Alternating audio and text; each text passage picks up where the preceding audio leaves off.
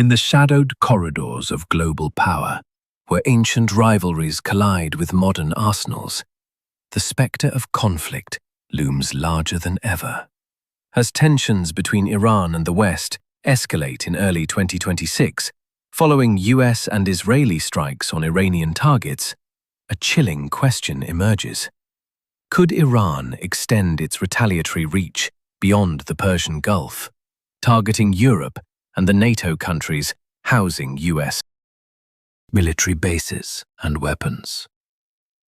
This documentary explores the depths of Iran's missile capabilities, the vulnerabilities of European nations, and the strategic chessboard where U.S. assets in NATO territories become prime targets.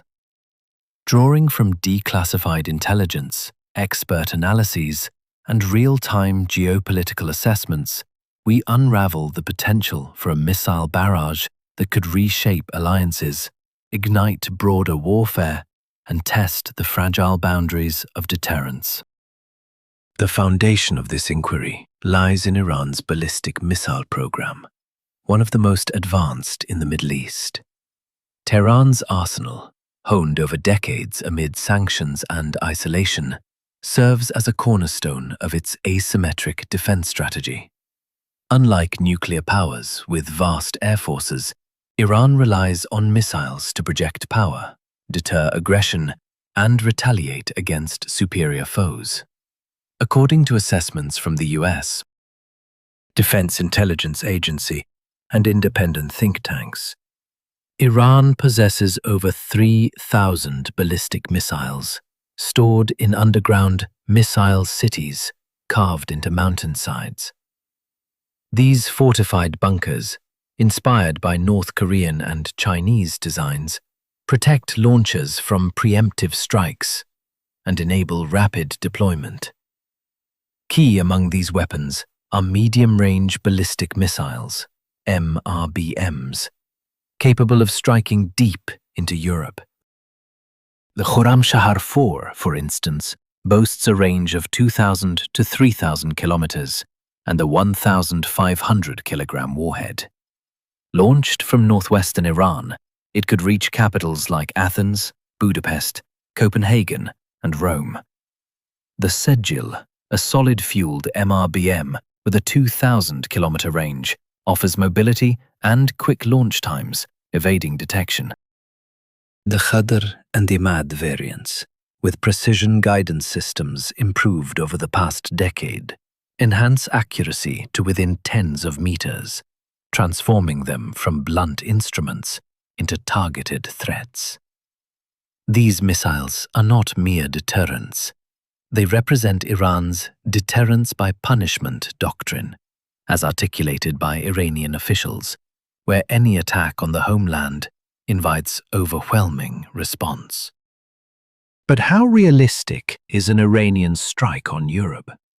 Historical precedents and current rhetoric provide clues. During the 1980s Iran-Iraq War, Tehran fired missiles at cities, demonstrating a willingness to escalate. In recent years, Iran has struck U.S. bases in Iraq, 2020, and Israeli targets, 2024, showcasing operational maturity. Amid the 2026 crisis, Iranian Foreign Ministry spokespersons have explicitly warned European nations against joining US-led actions, labeling such involvement as acts of war. Following drone strikes on British bases in Cyprus, Tehran vowed retaliation against any European soil aiding aggressors. Intelligence reports suggest sleeper cells and proxy networks, Hezbollah in Lebanon, militias in Syria, could complement missile assaults with hybrid warfare, including cyber attacks on infrastructure. The vulnerability stems partly from geography. From launch sites in Tabriz or Bakhtaran, Iran's MRBMs could arc over the Black Sea or Mediterranean, reaching Eastern and Central Europe in under 20 minutes. Liquid-fueled systems like the Shahab 3, 1,300 kilometers range, and Khorramshahr extend to 3,000 kilometers, encompassing Greece, Italy, Germany, Poland, and Denmark. Solid-fueled options like the Segil reduce warning times, complicating interception by systems like NATO's Aegis or Patriot batteries. Experts warn that volleys, hundreds of missiles fired simultaneously, could overwhelm defenses, as seen in simulations by the Foundation for Defense of Democracies. Iran's arsenal, estimated at 300,000 rockets, including shorter-range systems, amplifies this threat through saturation attacks. Yet, limitations exist.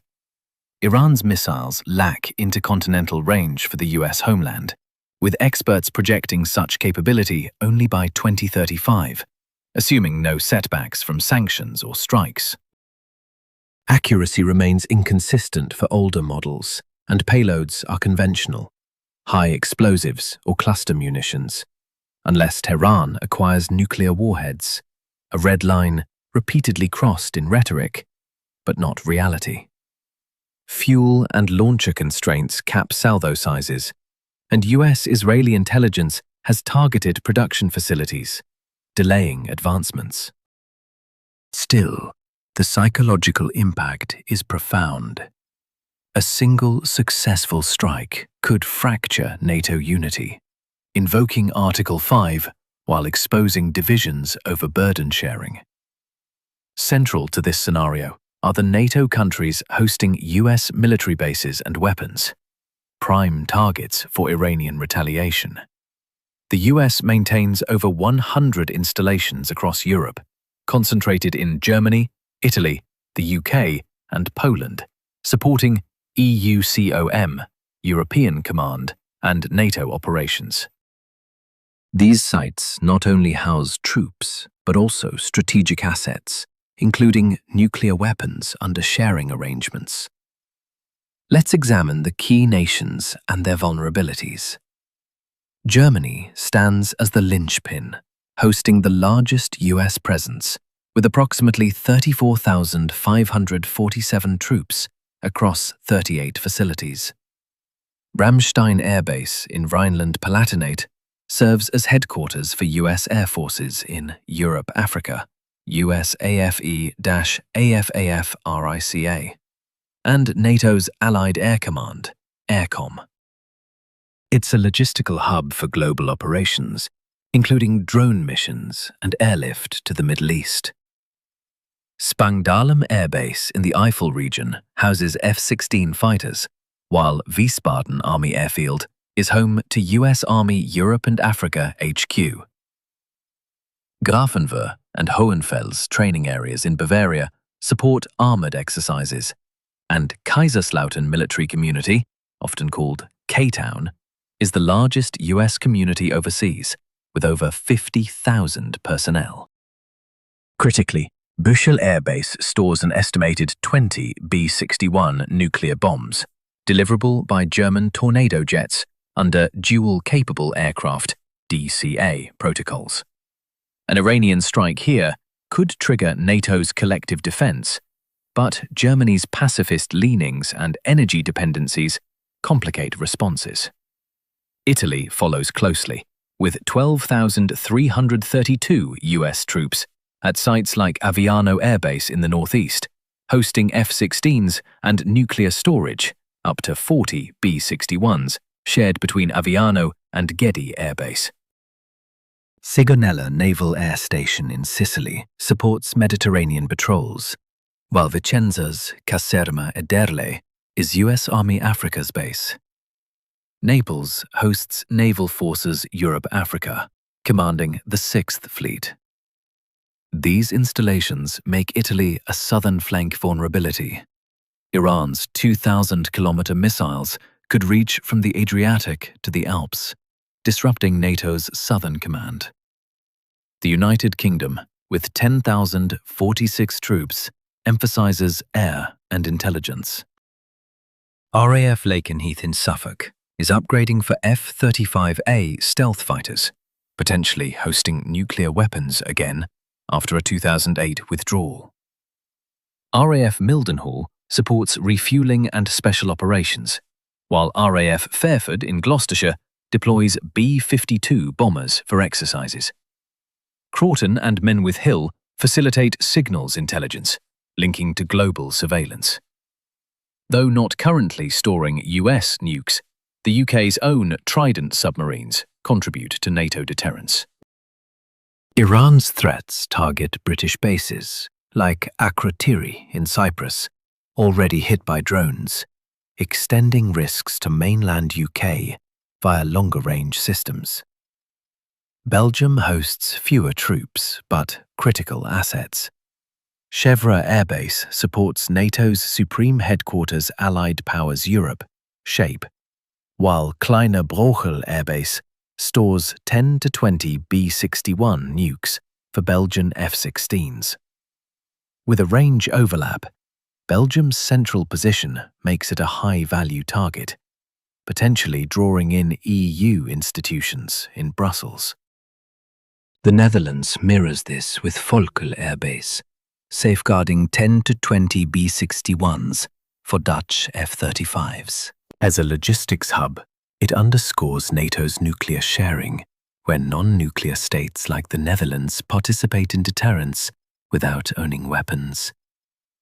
Turkey's Incirlik Air Base is uniquely precarious, housing 50 B-61 nukes, the largest cache in Europe, and supporting anti-ISIS operations. With 2,500 US personnel, its location near Syria exposes it to proxy threats.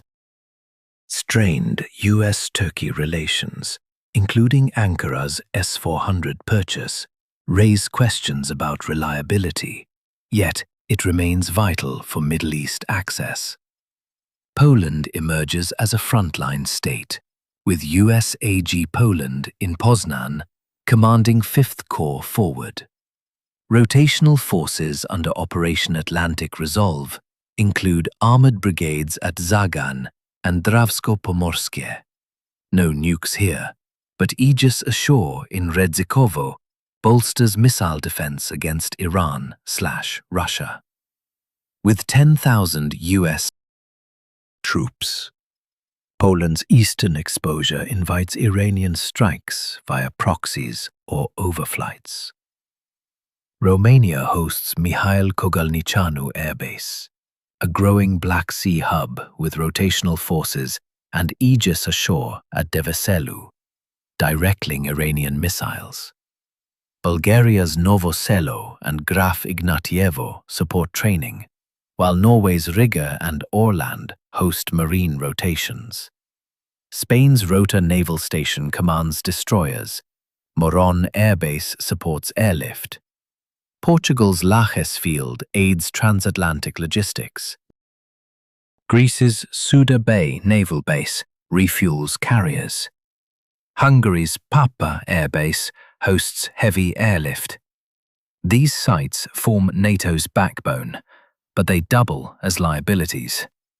US nuclear sharing, 100 to 120 B-61s across 5 nations, embodies collective deterrence, but invites targeting. Under NPT compliance, the US retains custody, but host nations provide DCA. An Iranian assault could invoke Article 5, yet escalation risks nuclear exchange. Consequences of such strikes would be catastrophic. Militarily, disrupted bases could hamper NATO air superiority, delaying responses. Economically, energy shocks from Gulf disruptions compound infrastructure damage. Missiles hitting Ramstein could cripple logistics, spiking oil to $150 per barrel. Politically, it fractures alliances. Germany's anti-war public might demand withdrawal, while Poland pushes for escalation. Human costs, civilian casualties from debris or misfires, fuel anti-Western sentiment. Diplomacy offers escape. Back channels in Geneva aim to cap missile ranges, but trust erodes. Iran's program, per Wikipedia and DIA, targets deterrence, not aggression. Yet rhetoric escalates. As Trump warns of ICBMs, experts like Daryl Kimball estimate decades away. But Europe's reach is real. In conclusion, Iran's potential to strike Europe underscores a volatile era. From Germany's Bushel to Turkey's Incirlik, U.S. assets in NATO lands are flashpoints. Preventing escalation demands vigilance, dialogue, and reinforced defenses, lest shadows lengthen into war.